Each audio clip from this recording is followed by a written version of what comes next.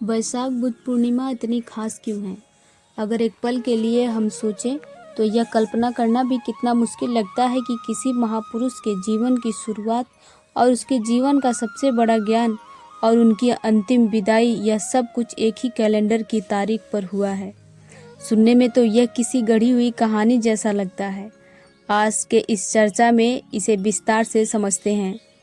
आज के हमारे इस विश्लेषण में हम कुछ बहुत ही महत्वपूर्ण ऐतिहासिक दस्तावेज।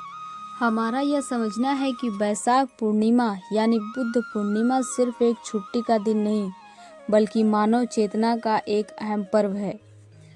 563 ईस्वी ईसा पूर्व लुम्बिनी में साल वृक्ष के नीचे सिद्धार्थ का जन्म हुआ और उनके पिता राजा सुद्धोधन और माता महामाया थी। 528 ईसा पूर्व बोध गया में पीपल वृक्ष के नीचे जब वो 35 वर्ष के हुए तो उन्होंने ज्ञान प्राप्त किया।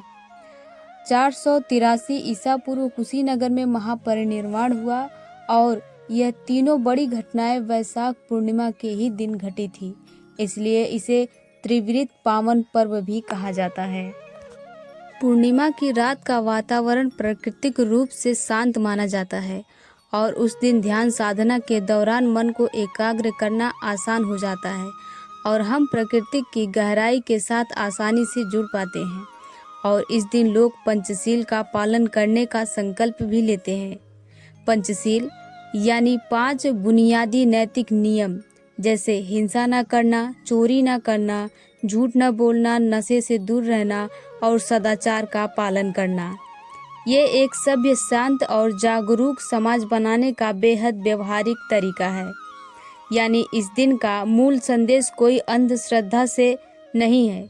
जो तथ्य हमारे सामने है वो साफ करते हैं कि इसका मतलब सिर्फ कर्म कांड के नाम पे कुछ चढ़ाना नहीं, बल्कि अपनी क्षमता के अनुसार भूखों को भोजन देना या बच्चों को पढ़ाई करने का सामान देना या करुणा का एक प्रैक्टिकल रूप है। और यही भगवान बुद्ध की शिक्षाओं का असली। पाली भाषा में एक बेहद प्रसिद्ध पंक्ति है, सुखो बुद्धानम उपपदो। इसका अर्थ है बुद्धों का जन्म शुभकारी है। जब कोई व्यक्ति इन 5 नियमों और करुणा के रास्ते पर चलता है तो वह अपने आसपास बहुत ही सुखद और सुरक्षित माहौल बना रहा होता है। धम्म एक सच्चे मार्गदर्शी की तरह काम करता है। वैशाख बुद्ध पूर्णिमा हमें यह भी याद दिलाता है कि ज्ञान और करुणा की रोशनी चाहे कितनी भी पुरानी क्यों ना हो जाए, वह कभी धुंधलाती नहीं है।